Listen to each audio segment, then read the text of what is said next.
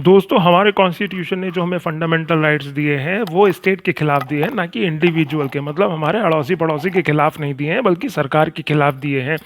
क्योंकि अगर कॉन्स्टिट्यूशन बनने से पहले ब्रिटिशर्स की बात करें या मुगल्स की बात करें तो ये गवर्नमेंट, ये सरकार ही थी जो कि सिटीजन्स का एक्सप्लॉयटेशन कर रही थी अलग अलग तरीक़ों से, और इसीलिए फंडामेंटल राइट्स दिए गए।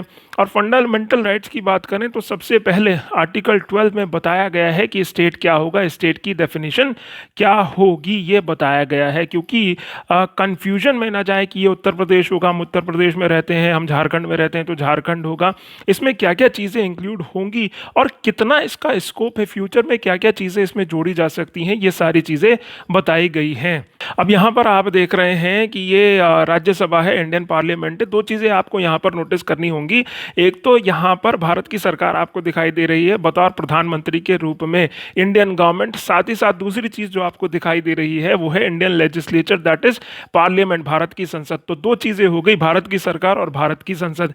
इसके अलावा इसी तरीके से आगे चलेंगे तो फिर से यहाँ पर आपको दो चीज़ें दिखाई दे रही हैं। एक तो स्टेट की गवर्नमेंट, जो हमारे योगी जी आपको बैठे हुए दिखाई दे रहे हैं। इससे अलग जो स्टेट का लेजिस्लेचर है, जो विधानमंडल है। तो फिर से स्टेट के लेवल पर दो चीज़ें फिर से हो गई, स्टेट की सरकार और स्टेट का लेजिस्लेचर। इसके अलावा आप यहाँ देख रहे हैं पंचायत समिति की बैठक हो रही है, सुल्तानपुर की पंचायत यानी लोकल अथॉरिटीज़, म्यूनिसिपैलिटीज़। तो आर्टिकल 12 ने साफ साफ ये बताया है कि स्टेट में क्या क्या होगा। स्टेट में होगा Indian government, Indian legislature that is parliament. इसके अलावा स्टेट की गवर्नमेंट जो योगी जी बैठे हुए हैं, इसके अलावा स्टेट का लेजिस्लेचर, उसका विधानमंडल।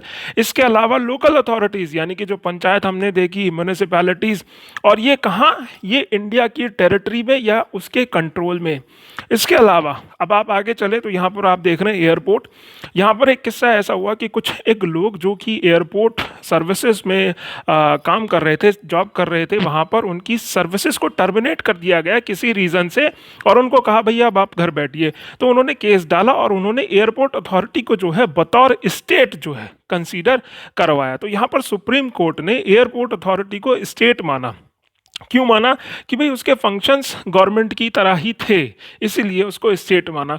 तो यहाँ पर आर्टिकल 12 हमें चार तरीके की बॉडीज़ के बारे में बताता है। एक तो इंडियन गवर्नमेंट, इंडियन पार्लियामेंट। दूसरा स्टेट गवर्नमेंट, स्टेट जो लेजिस्लेचर है वो। तीसरा जो लोकल अथॉरिटीज़, पंचायत हमने देखी। और जो चौथा जो बॉडी है वो है अदर अथॉरिटीज़। अब ये अदर कोई भी हो सकता है, जैसे टाइम टू टाइम इसमें चीज़ें ऐड होती गई, जैसे time to time Airport Authority of India इसमें ऐड हुआ।